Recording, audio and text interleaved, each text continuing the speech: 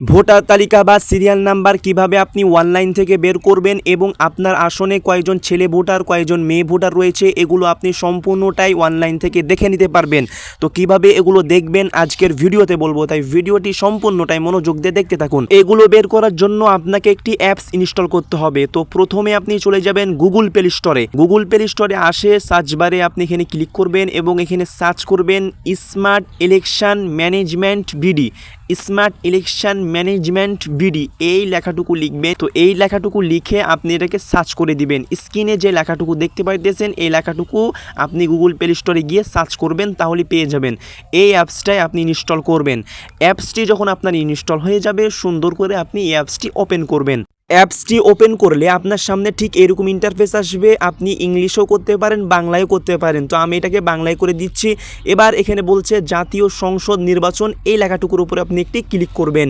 এখানে ক্লিক করলে প্রথমে আপনাকে সিলেক্ট করতে হবে আপনার বিভাগ।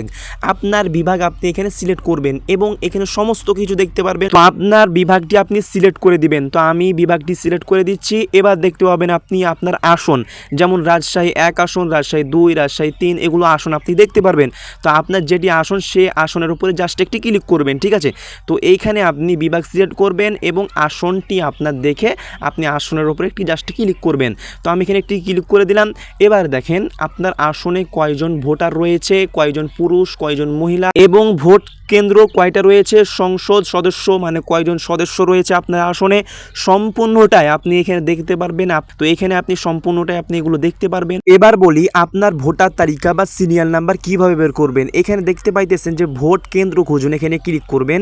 তারপর দেখেন এনআইডি নাম্বার দিন, জন্ম তারিখ দিন, এগুলো দিয়ে দিবেন। দেওয়ার পরে যে সার্চ বার এখানে আপনি একটি ক্লিক করবেন।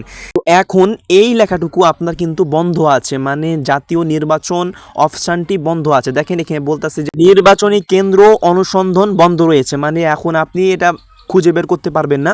তো যখন ভোট হবে ভোটের 2-3 দিন আগে এই অপশানটি কী করবে, চালু করবে, তখন আপনি দেখে নিতে পারবেন। ভোট হওয়ার 2 দিন আগে 2-3 দিন আগে আপনি এই লেখাটুকু দেখতে পারবেন। বাট এখন কিন্তু এই অপশানটি বন্ধ রয়েছে। তো কিভাবে করবেন এটা আপনাদেরকে দেখিয়ে দিলাম। তো কেউ এভাবে দেখতে পারবেন না, 2-3 দিন আগেই দেখতে পারবেন এই অপশানটি চালু করা হবে। তো এইভাবে আপনি কি করবেন, আপনার ভোটার তালিকা, সিরিয়াল নাম্বার, আপনার আসনে কয়জন প্রার্থী ভোটার ছেলে সম্পূর্ণটাই এখানে এসে দেখে নিতে পারবেন। তো আশা করছি বিষয়টি জানতে পেরেছেন, বিষয়টি বুঝতে পেরেছেন। তো ভিডিওটি দেখে একটু উপকার হলে অথবা ভালো লাগলে চ্যানেলটি সাবস্ক্রাইব করে রাখবেন, ভিডিওতে একটি অবশ্যই লাইক করবেন। দেখা হচ্ছে পরবর্তী একটি ভিডিওতে। সকলে ভালো থাকুন, সুস্থ থাকুন, আল্লাহ হাফেজ।